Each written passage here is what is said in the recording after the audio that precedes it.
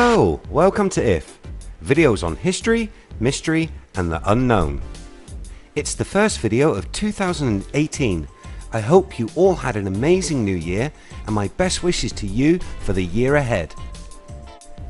In 2017 we took a look at ancient civilizations and asked if we are the first to have possessed advanced technologies. In the time between that video and this, there have been many more discoveries that are shining a light on these lost peoples.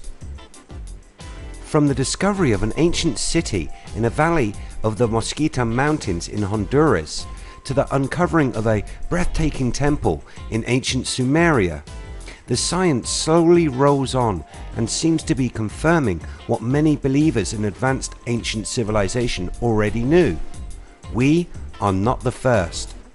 So if we are not the first, what happened to these once great cultures? Why do we have so little evidence of them today? There are many ideas as to what led to the downfall of these cultures, from the legends of a great flood found in today's history to meteor strikes and even war. Today we take a look at the latter. It would seem almost fitting that today, as we reach such a high level of technological ability, we find ourselves teetering on the edge of a third world war. Is there an inbuilt reset button to the human race, keeping us from reaching beyond a certain point of societal development? That philosophical idea can be explored more in another video. Post a message in the comments below if you would like to see that. So did war wipe out the ancients? Whom was that war with, and what weapons could cause such complete destruction? There are theorists that have claimed to have discovered references to a large-scale war occurring in the past over 4,000 years ago. Along with the claim of massive conflict, they say evidence can be found at many ancient sites and in many ancient texts that our ancestors had and used highly advanced weaponry, and that these weapons may have been atomic in nature. Probably the most well known of these texts is the Mahabharata. The story tells of a war between the gods in which weapons never before seen were used to level cities and kill billions. This war was said to have lasted 18 days, leaving 1.6 billion dead. The book itself reads, "It was as if the elements had been unleashed. The sun spun round, scorched by the incandescent heat of the weapon. The world reeled in fever.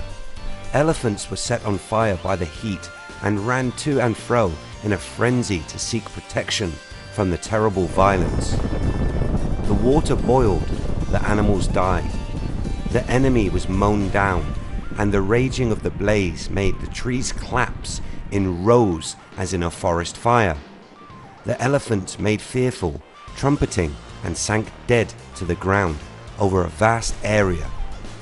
Horses and war chariots were burnt up, and the scene looked like an aftermath of a conflagration. Thousands of chariots were destroyed. The deep silence descended on the sea. The winds began to blow, and the earth grew bright. It was a terrible sight to see. The corpses of the fallen were mutilated by the terrible heat, so that they no longer looked like human beings.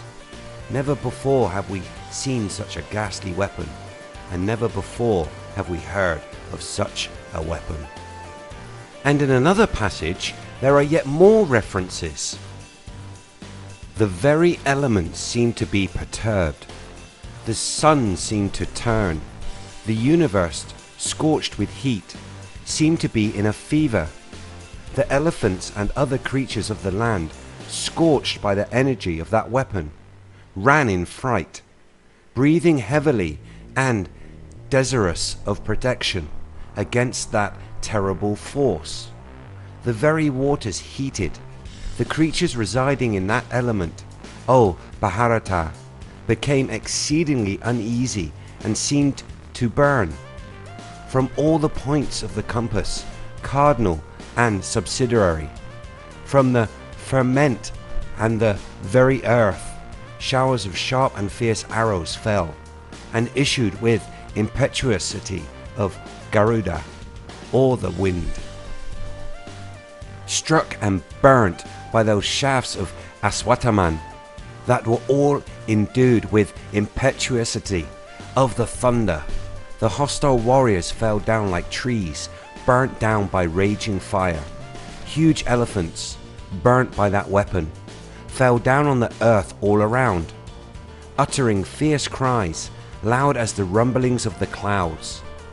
Other huge elephants, scorched by fire, ran hither and thither and roared aloud in fear, as if in the midst of a forest conflagration. The steeds, O king, and the cars also, burnt by the energy of that weapon, looked, O sire, like the tops of trees burnt in a forest fire. We had never before, O king, heard or seen the like of that weapon which Drona's son created in wrath on that occasion. Burnt by the energy of Aswataman's weapon, the forms of the slain could not be distinguished. The description sounds very much like a nuclear impact, of course using the language of that time. We now have to ask the question, if such a catastrophic war did actually happen, what physical evidence remains to corroborate these writings? We can look to an ancient city in Pakistan called Mohenjo-Daro. This site is not a new discovery, uncovered back in the 1920s. When the site was being excavated, some unusual things were found. As the dig reached the ancient street level, skeletons were discovered scattered throughout the city, many of them holding hands and laid in the streets. Whatever happened to them must have been instant and horrible. But what had taken place? To add to the question, many of these bodies had no apparent cause of a physically violent death. And the odd fact that we are interested in is that these skeletons are among the most radioactive ever found. Their radiation levels match bodies recovered from Hiroshima and Nagasaki nuclear bomb sites. But is this just one site of which something terrible fell some 2,000 years before Christ? No, many other cities in the region show strange findings, like vitrification, the process when great heat converts minerals into glass, and the discovery of an epicenter where everything was crystallized, fused or melted, indicates a huge blast occurred. And since there is no indication of volcanic activity at Mohenjo-Daro or any other sites, the intense heat needed to melt clay vessels and alike can only be explained by an atomic blast or some other unknown weapon. We need to ask what type of weapon or what technology did they possess to create such incredibly high temperatures? If it was a weapon, who built it? If it was technological, what could have happened to create such heat and radiation? Let me know what your thoughts are in the comments below. If you believe the Mahabharata got it right, hit that like button. Please remember to share this video with your friends. Catch us on social media, and if you could hit that little red button that doesn't launch nukes but subscribes to the channel, that would be great. I am hoping that this year together we can really grow and I can deliver better quality content and more frequent videos for you guys. As always, thank you so much for watching. Until next time.